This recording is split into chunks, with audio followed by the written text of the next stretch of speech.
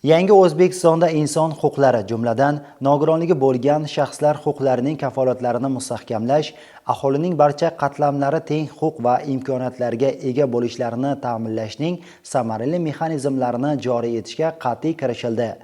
Jizzaxda O'zbekiston Nogironlar assotsiatsiyasi tomonidan nogironligi bo'lgan shaxslarning huquqlarini ta'minlash masalalariga bag'ishlangan seminar bo'lib o'tdi.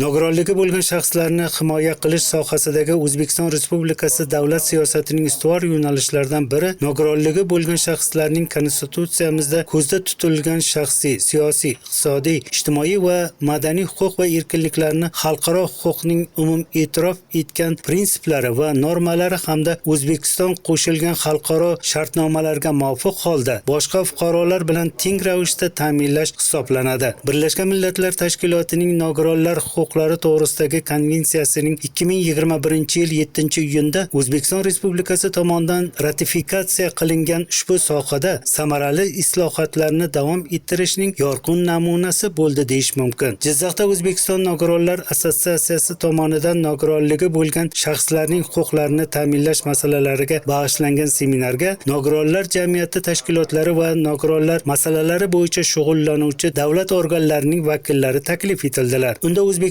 Nogironlar assotsiatsiyasi raisi, Birlashgan Millatlar Tashkilotining O'zbekistondagi agentliklarining nogironligi bor shaxslar huquqlari bo'yicha milliy maslahatchisi, nogironlar huquqlarini himoya qilish sohasidagi xalqaro eksperti Oybek Soqovning Birlashgan Millatlar Tashkiloti nogironlar huquqlari to'g'risidagi konvensiyasining 4-modda nogironlar huquqlari to'g'risidagi konvensiyasi bo'yicha davlat majburiyatlari to'g'risidagi taqdimoti slaydlar orqali tushuntirildi.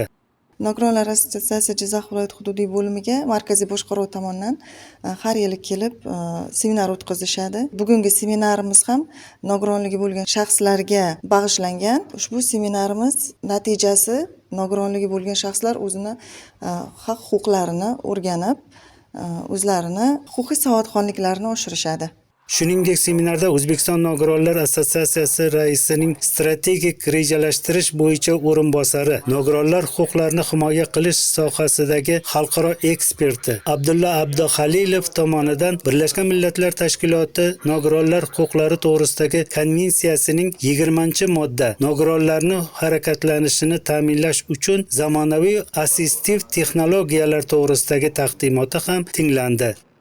Ushbu seminarda men nogironligi bor shaxslarning turmush sifatini oshirishda assistiv texnologiyalarni